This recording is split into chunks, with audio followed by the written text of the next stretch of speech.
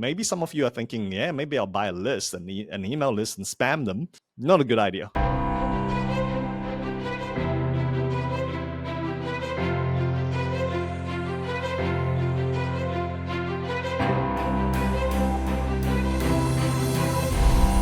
Hey, if you're running webinars, I'd like to share with you 5 ideas that you can use to fill up your webinar rooms. Hi, my name is Terrence. I'm from Radical Marketing, and filling up webinars is what we do every day, 365 days a year.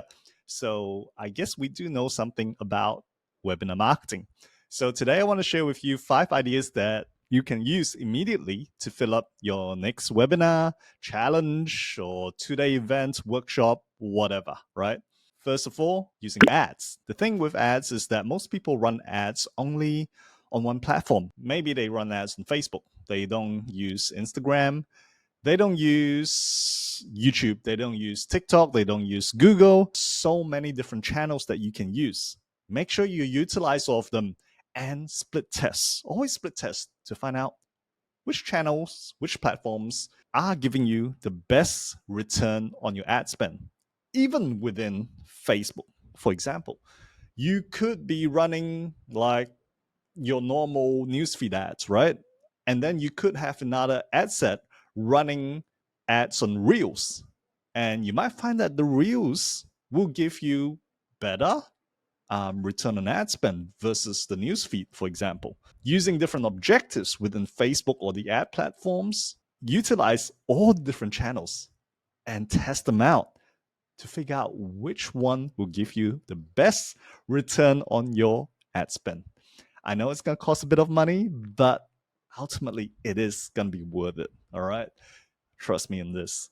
This is what we do for our clients every single day. Coming to the second point is that you can also invite your email lists or people who have previously signed up for whatever reason to your email lists. Invite them to your event, okay, whether it's webinar, whatever, challenge, etc., etc. The whole thing there is that people often forget, number one, to nurture their list.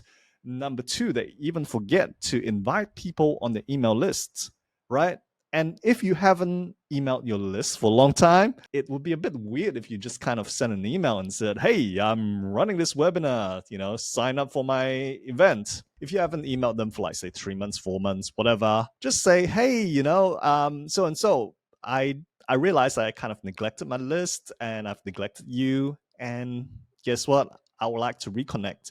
So I just want to share what I've been up to. And here are some of the things I've been up to in the past year since we last spoke, right? So you can start to actually give them some value, even share some lessons you've learned in the past year or however long you haven't spoken to them. Reestablish that connection before you invite them for your events. And then you can also back that up with SMSs, etc., right? To get more people to the event. And if you think, well, I do not have a list, well, start building one. Or you can look at all your contacts on your phone to see who are relevant. Look at the contacts on your email, right? Some of them may be actually interested to actually sign up for your webinar or event. All right, so that's the second tip. And the third tip. Now, if you don't have money, you don't have a list, so what do? Maybe some of you are thinking, yeah, maybe I'll buy a list, an email list, and spam them. Not a good idea, okay? What I do suggest is that you go out and look for joint venture partners, okay? So go out and look for people who already have lists, who already have a good responsive list, and are willing to partner with you.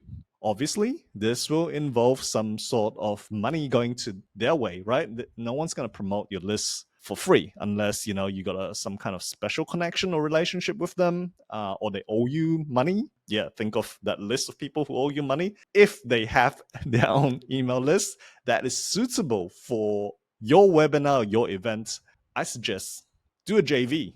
And yeah, even though it may mean you have to split up to 20, 30, 40, 50% of your sales with the partner, it's just a way to get started and to get people to your event. All right. So have a think who in your Rolodex or your contact list actually has a good email list that will be suitable for your ultimate offer. Fourth thing is using LinkedIn invites. Now, the cool thing about LinkedIn is that, first of all, you can connect with like people that are relevant in your industry. My contacts, anyway, on LinkedIn are professional contacts. They're not personal contacts, not people that I hang out with and go partying with, or play games with, or whatever. Right? They're mainly people connected on a professional level. So the cool thing about LinkedIn is that there is this feature that you can just go in, and assuming you have a sizable LinkedIn contact list, you can actually go in and invite them to your webinar or your event, right? You don't have to spam them via email. There's just an invite thing that you can just basically click on invite everyone, and they will get a notification that you're hosting an event. If you use LinkedIn quite frequently, I'm sure you've seen a lot of these invites as well. So that's another way to get people to come to your event. And previously, I have used it.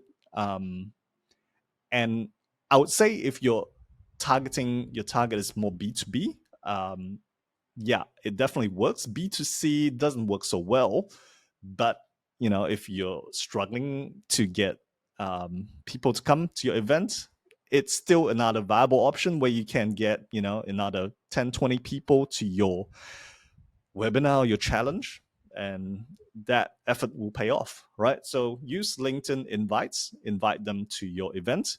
And I think you have to also set up an event on LinkedIn in order to invite them, right? So that's the fourth tip. The fifth tip is basically using your social media following, right?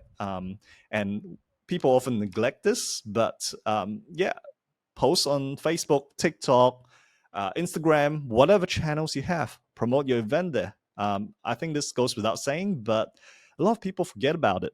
So there you have it, guys. That's 5 ways to make sure that your next webinar, challenge, workshop, whatever is filled to the brim.